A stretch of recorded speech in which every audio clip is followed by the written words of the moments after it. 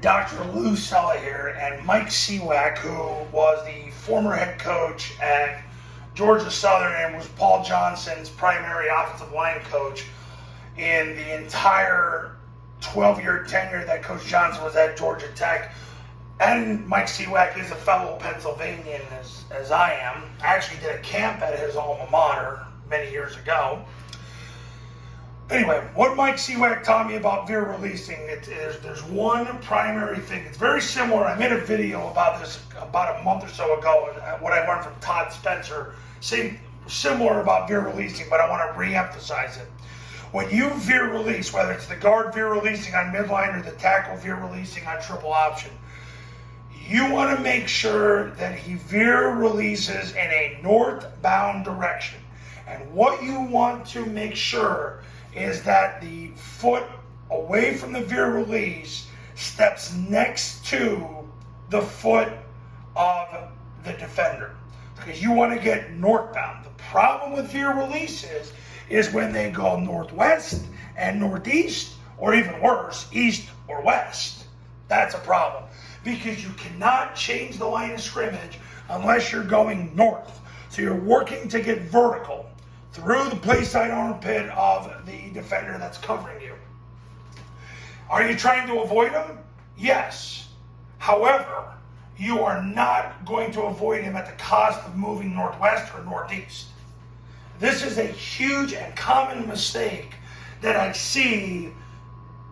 I've seen it for years, and I've made it myself when I was young and dumb and filled with youthful exuberance. Vertical is the key to Veer-Releases, whether it's inside against a 5, outside against a 5, inside against a 4, outside against a 4. Now, and this has only been taught really within the last year or so, but let's say you're trying to run triple against a 4-eye and there's a play side Mike. Okay, so what happens is, let's say it's a situation where you've got a shade and a 4-eye and a play side Mike. Well, you've got to get the ace. So now the tackle's got to veer across the 4-eye.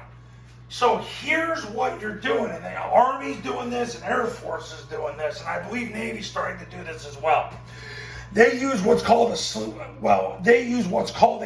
and clear technique. There's different names to it depending on which school, because it's a brand new technique. So against a 4-eye, the tackle is going to take his 3-step veer path, and his goal is to veer through the inside armpit of the 4-eye. If by the 3rd step he cannot veer inside the 4-eye, it's because the 4-eye is moving down to take the dive. And at that point, he will redirect and block the Mike coming over the top, because if he's going inside, he's going to take the quarterback or the pitch, and then his goal is to get his inside knee through the crotch of the Mike.